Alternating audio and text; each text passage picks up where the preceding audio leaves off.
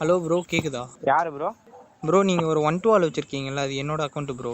நான் 50 ரூபா போட்டு ஐடி வாங்கி வச்சிருக்கேன். ஒன்னிதுன்னு சொல்ற ப்ரோ அது ஃப்ரெண்டு தெரியாம சேல் பண்ணிட்டான் ப்ரோ ஆர்வத்துல. நான் 50 ரூபா அது கூட அண்ணன்ட்ட எப்படியாவது ரெடி பண்ணி கொடுத்துட்றேன் ப்ரோ. ஐடி மட்டும் கொஞ்சம் நான் தந்துருங்க என்ன ப்ரோ. ப்ரோ பண்ண முடியும்? நானே என் ஊர் உள்ள பெரிய ஐடி கிடைச்சிச்சுன்னு 50 ரூபா போட்டு வாங்கிட்டு இருந்து கெத்து காட்டிக்கின்னு இருக்கேன். பார்த்தா நீ மட்டும் வாங்கி என் பூலுன்னு சொல்ற. ப்ரோ அப்படிலாம் பேசாதீங்க ப்ரோ, டீசெண்டாக பேசிட்டு இருக்கேன். எனக்கு எங்கள் அண்ணன்ட்ட சொல்லி எப்படி என் ஐடியா வாங்கணும்னு எனக்கும் தெரியும், ஓகேவா? ப்ரோ நான் 50 ரூபா போட்டு வாங்கியிருக்கேன் ப்ரோ. என்ன ப்ரோ இப்படி பேசுறீங்க? ப்ரோ அதான் நான் தந்துடுறேன்னு சொல்லிட்டேன்ல. டேய் உன்னால முடிஞ்சதை பார்த்துக்கோடா. என் ஐடியா எப்படி வாங்கணும்னு எனக்கு தெரியும், ஓகேவா? ஏய், நீ இப்படிதான் எடுக்கிற நானும் பாக்குறேன்டா. நீ வேணா எடுத்து காட்டுற ஆம்பளையா இருந்தா பார்க்கலாம்டா.